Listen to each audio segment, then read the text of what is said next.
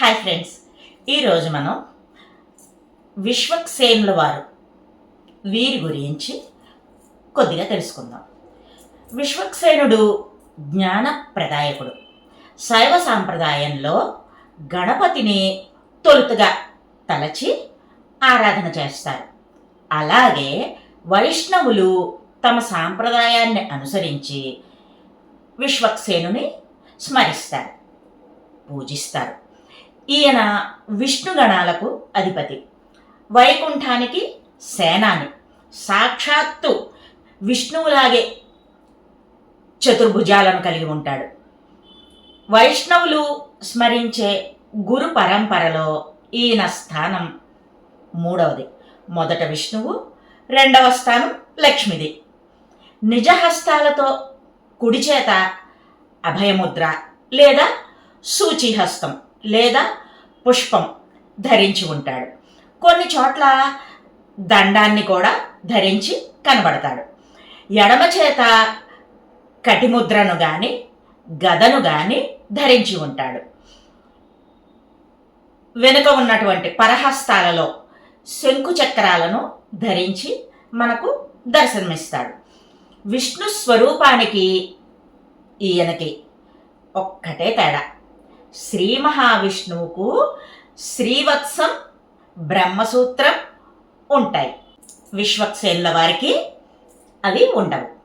ఇక ఈయన జన్మ వృత్తాంతం ఏంటంటే, కుంతల అనే అప్సరస దూర్వాస మహాముని శాపం వల్ల కిరాత జన్మను పొందింది. ఆమెను వీరబాహువు అనే అతను వివాహం చేసుకున్నాడు. వారి కుమార్తె సువర్చల.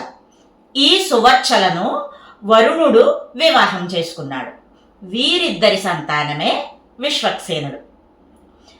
ఈయన భాద్రపద మాసంలో పూర్వాషాఢ నక్షత్రంలో ఆవిర్భవించారు. బంగారు శరీర వర్ణంతో విశాలమైనటువంటి కన్నులు కలిగి పుట్టుకతోటే దేహంపై శంఖం, ఖడ్గం, ధనుస్సు చిహ్నాలు కలిగి ఉండి సేనాపతి అవుతాడు అనే సంకేతంతో పుట్టాడు. మరి ఈ విశ్వక్సేనుల వారు గజముఖుడు. విఘ్నేశ్వరుడు ఏకదంతుడైతే విశ్వక్సేనుడు ద్విదంతుడు. శ్రీమన్నారాయణుడి సర్వ సైన్యానికి అధిపతి ఈ విశ్వక్సేనుల వారు. విష్ణువు ద్వారపాలకులలో ఒకరైనటువంటి చండు అనే అతను విష్ణు నియమాన్ని అనుసరించి రాక్షస సంహారం చేసి దేవతలను రక్షించాడు. అందుకు మెచ్చిన విష్ణువు అతడికి సర్వ సైన్యాధిపత్యం అనుగ్రహించారు. ఆయనకు 4 చేతులలో శంఖం, చక్రం, వేత్రము అంటే బెత్తం ఉంటాయి. 4వ చేతిలో తర్జనీ ముద్రతో అంటే చూపుడు వేలితో బెదిరిస్తున్నట్టు ఉంటారు. విశ్వక్సేనుల వారు మహాలక్ష్మికి ప్రధాన శిష్యుడు.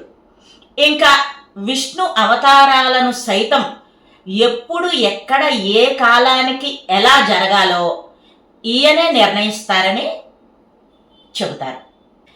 విశ్వక్సేనునికి 3 భార్యలు: సూత్రావతి, జయ, పద్మధర. విశ్వక్సేనుని ఎవరు ఆరాధిస్తారో వారికి ఎలాంటి ఆపదలు ఉండవని వైఖానసాగమం చెబుతోంది. విశ్వ అంటే సకల లోకాలను, సేనుడు అంటే నడిపించేవాడు అని అర్థం. ఈ వైఖాన సాగమంలో ప్రతి శుభకార్యంలో కూడా పద్మపీఠంపై అంటే పద్మధరుడు అన్నమాట ఆసీనుడైన విశ్వక్సేనుని తొలుతగా పూజించడం జరుగుతుంది. శివ సాంప్రదాయంలో గణపతిని పసుపు ముద్దగా చేసి పూజిస్తే, వైష్ణవ సాంప్రదాయంలో విశ్వక్సేనుని దర్భ కూర్పుగా ఆరాధిస్తారు. ఏ కార్యక్రమం అయినా సరే విజయవంతంగా పూర్తవ్వాలి అంటే సంకల్ప బలం ఉండాలి. అలాంటి సంకల్పానికి ప్రతీకగా ధరించేది రక్షాబంధన సూత్రం.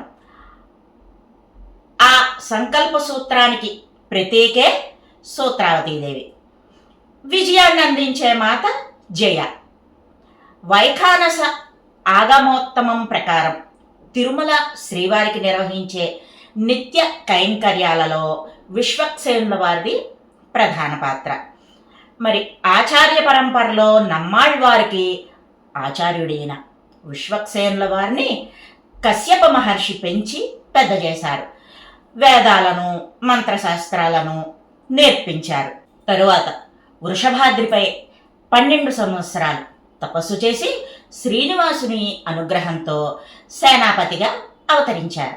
విష్ణు ఆలయాలలో జయ విజయులను దాటాక ఉత్తరానికి ఈశాన్యానికి మధ్యలో దక్షిణాభిముఖంగా విశ్వక్సేనుల వారికి ప్రత్యేక సన్నిధి ఉంటుంది.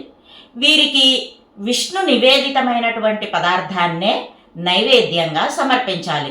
వేరేది వీరు స్వీకరించరు. వీరికి గల మరొక నామం చెప్పన, శ్రీస భుక్త శేషైక భోజనాయ. ఇది వీరి మరొక నామం అన్నమాట. విష్ణు నివేదిత పదార్థంలో 4వ వంతు వీరికి నివేదించాలి. తిరుమల ఆలయంలో హుండీ పక్కన ఉత్తర ద్వార ప్రాకారంలో బయటకు కనిపించనంత చిన్నగా వీరి సన్నిధి ఉంటుంది. ఈయన నిత్య సూరి అంటే శాశ్వతమైన వ్యక్తి అని అర్థం. ఇక తిరుమల శ్రీవారి ఆలయానికి చుట్టూ ముక్కోటి ప్రదక్షిణ మార్గంలో విశ్వక్సేనుల వారి సన్నిధి కనబడుతుంది. తిరుమలలో జరిగేటటువంటి బ్రహ్మోత్సవాలలో ముందుగా సేనాపతి ఉత్సవం జరుగుతుంది. ఈ సందర్భంగా విశ్వక్సేనుల వారు 4 మాడవీధులు ఊరేగింపుగా వచ్చిన తరువాత వెంకటేశ్వర స్వామి వారు వాహనంపై వేంచేస్తారు. మరి విశ్వక్సేనుల వారిని ఆశ్రయిస్తే చాలు, సమస్త దోషాలను హరించి భక్తులకు ముక్తిని జ్ఞానాన్ని ప్రసాదిస్తాడని పరాశర సంహితలో చెప్పి ఉంది. మరి తిరునక్షత్ర తనియన్ ఒక్కసారి చెప్పుకుందామా? తులాయాం గతే దినకరే పూర్వాషాఢా సముద్భవం పద్మా పదాంబుజాసక్త చిత్తం విశ్వక్సేనం తమాశ్రయే. ఇదర్ర సంక్షిప్తంగా విశ్వక్సేనుల వారి చరిత్ర. శుభం భూయాత్. మళ్ళీ మరో మంచి వీడియోతో మీ ముందుకు వస్తా. By bye friends.